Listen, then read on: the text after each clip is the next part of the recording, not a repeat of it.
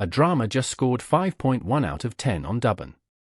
That same week, its lead pairing debuted in the top 10 of the internet's hottest summer couple poll. That's not a typo, and it's not an accident. It's the detail most coverage of this story is skipping past. Rabbit News Hallyu goes further than the headline, and this week the headline is hiding a much stranger story underneath it. Here's what actually happened. Sina Entertainment just released the first-round finalists for its Hottest Summer Couple 2026 poll, 44 pairings, all competing for a spot in the top 10, which then moves to a second round to crown the single most charming couple of the summer. Voting for Round 1 runs from August 13th to August 24th. Among those 44 names, one debut stood out, Zhang Linghe and Wang Churan, riding the momentum of their Republic-era romance drama, This Second Too Much. On paper, this looks like a straightforward win.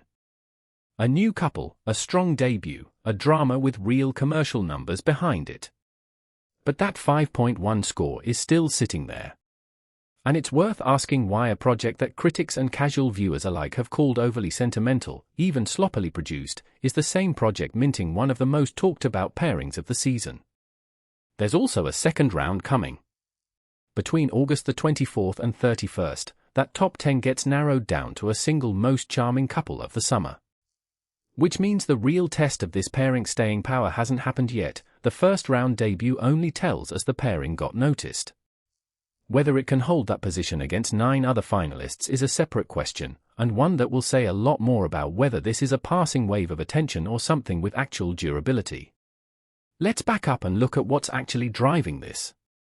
In the drama, Zhang Linghe plays Meng Qingyi, the son of a regional lord, opposite Wang Churan as Ren Pizu. Fans have already nicknamed the pairing Yi Hun Yi Su, a wordplay built directly from the characters' names, the kind of nickname that only sticks when a fandom is actually invested in a dynamic, not just a show. That's an important distinction for anyone outside C-ent fan culture to understand. A CP, or character pairing, isn't a claim about the actors' real lives. It's a fandom-driven label attached to on-screen chemistry between two characters, and it can take on a life completely separate from the project that created it.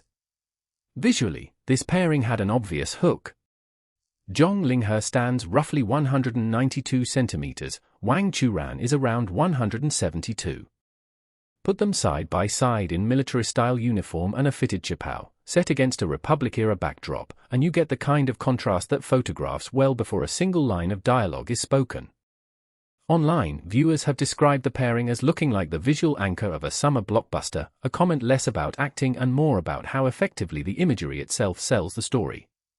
Then there's the scene that actually pushed the CP into wider conversation, a kiss sequence involving a bitten, blooded lip, staged around a moment of emotional conflict between love and vengeance. It wasn't planned as a marketing centerpiece. It became one anyway, spreading across fan edits and clip compilations well beyond the drama's original audience. Add to that a character setup built on genuinely uncomfortable territory, a forbidden dynamic between an uncle and his brother's wife, layered with obsession and a slow-burning question of restraint versus revenge, and you have a pairing engineered, whether intentionally or not, to generate exactly the kind of intense, divided reaction that keeps people talking. And that's where the story loops back to the number we started with. The 5.1 rating isn't a mystery once you separate what's being rated from what's actually being consumed. Audiences are not uniformly rejecting this project. They're criticizing the writing, plot logic, pacing, what more than a few reviews called sloppy execution and an overly saccharine tone, while simultaneously admitting they can't look away from the two leads. That's a specific, narrower phenomenon, criticism and consumption running on separate tracks. It doesn't prove that scripts don't matter in C-ent romance dramas broadly. But in this specific case, it does suggest that a strong CP dynamic can carry viewership and cultural conversation even when the surrounding material draws real, sustained criticism. This is also where the show's box office standing complicates the picture further. Topping Maoyan's romance chart for July isn't a niche result, it's a commercial signal that a meaningful volume of people bought tickets or streamed the series regardless of what the review said going in. So the pattern isn't just bad reviews, viral clip.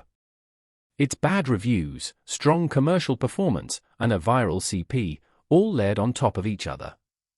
Each of those three things is usually treated as its own separate metric of success.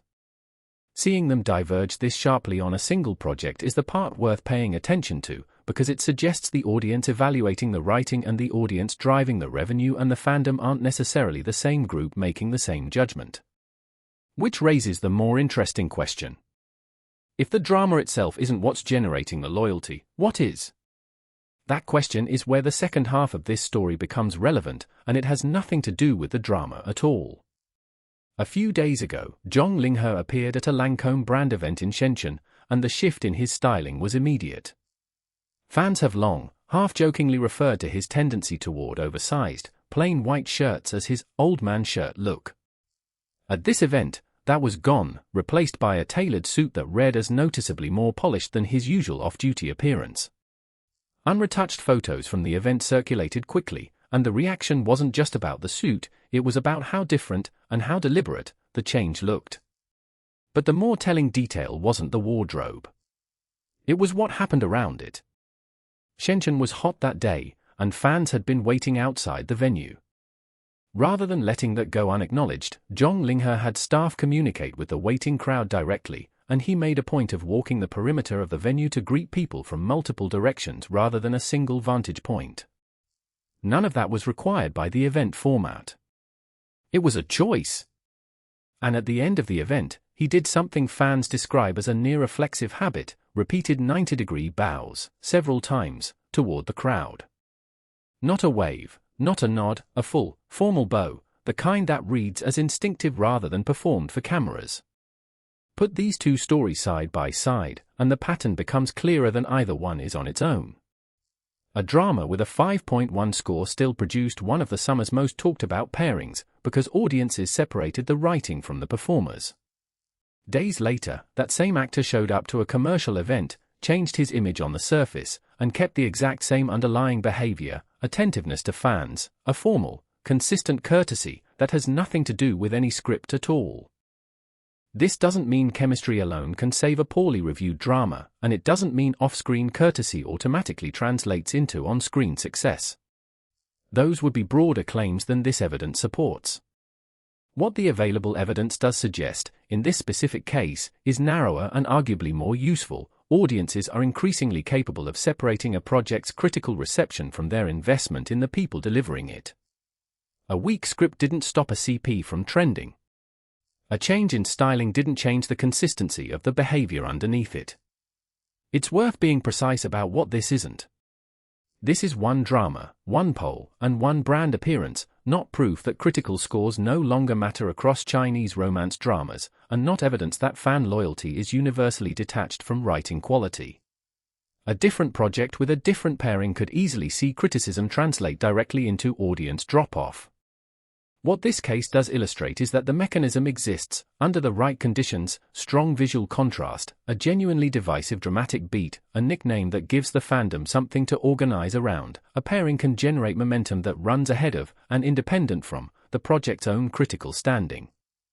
For an industry that spends enormous resources trying to engineer viral moments, bigger casts, bolder tropes, more dramatic marketing beats, this is a reminder that some of the most durable audience loyalty isn't manufactured in a writer's room at all. It's built in the small, repeatable moments that have nothing to do with the plot, a bow that happens even when no one requires it, a decision to walk the extra distance and greet fans standing in the heat. Those are the details a script can't fake, and increasingly, they may be the details audiences trust the most. If you like entertainment stories that go beyond the headline, the kind that look for the quiet signals most coverage misses, Rabbit News Hallyu was built for exactly that. Subscribe if you want analysis, not just updates.